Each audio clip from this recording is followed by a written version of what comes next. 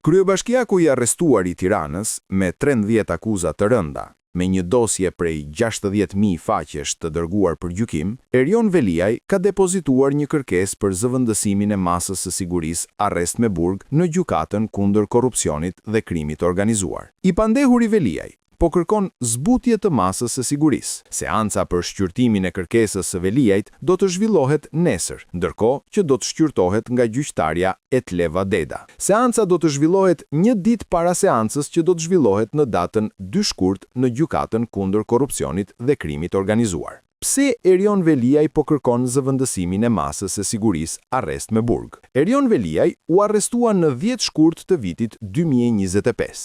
Mbi të rëndojnë akuza për vepra penale si shpërdorim detyre, pastrimi produkteve të veprës penale, korrupsion, mosdeklarimi pasurisë dhe futja e sendeve të ndaluara në qeli. Vepra këto që kanë parashikime ligjore nga 5 deri në 15 vite burg. Që prej momentit të arrestimit të tij, Veliaj nisi një fushat të gjerë sulmesh dhe akuzash ndaj drejtësisë, me shpifje dhe fyerje ndaj prokurorit të çështjes dhe gjyqtarëve. Nga skutat e qelisë së burgut të Durrësit, Erion Veliaj përgatiste skema, presione dhe shantazhe ndaj Spakut dhe prokurorit Ols Dado. CNA i ka zbardhur dhe publikuar gjithë skenarët që Veliaj dirigjonte kundër drejtësisë. Veliaj vendosi prokurorët dhe gjyqtarët në një tabel qitje, duke e sulmuar dhe duke e shantazhuar, duke akuzuar se prokurori i kishte kërkuar shtesë mbi lejen e ndërtimit dhe se Veliaj e kishte refuzuar, ndaj dhe kishte nisur një hetim ndaj tij. Ky një mashtrim që zgjat prej 167 ditësh, pasi as vet kryebashkiaku i arrestuar dhe as gazetari i familjes Veliaj, Mero Baze, nuk kanë publikuar asnjë dokument me firmën e prokurorit Ols Dado për kërkesën mbi shtesën e lejes dhe asnjë dokument me refuzimin e lejes nga Veliaj. Veliaj vijon ende sulmin duke përdorur në mënyrë abuzive mediat si instrument për të gënjur, për të shpifur, për të mashtruar, lobon për të sulmuar drejtësinë,